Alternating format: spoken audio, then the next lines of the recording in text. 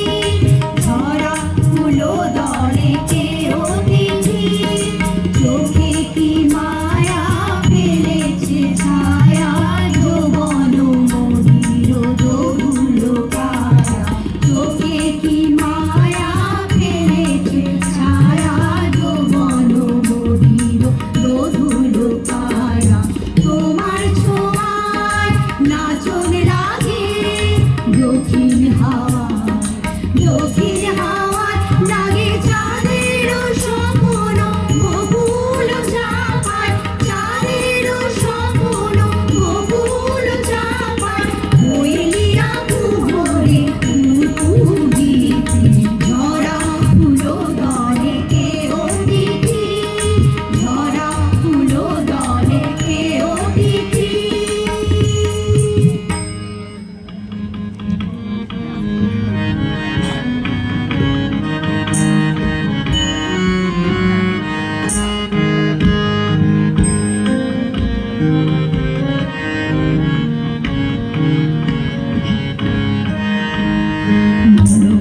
মেঘের সঙ্গী উড়ে চলে দিগন্তের পানে নিঃসীম শূন্যে শ্রাবণ বর্ষণ সঙ্গীতে রিমিঝিম রিমিঝিম রিমিঝিম মনোমর মেঘের সঙ্গী উড়ে চলে দিগন্তের পানে নিঃসীম শূন্যে শ্রাবণ বর্ষণ সঙ্গীতে রিমিঝিম রিমিঝিম রিমিঝিম আ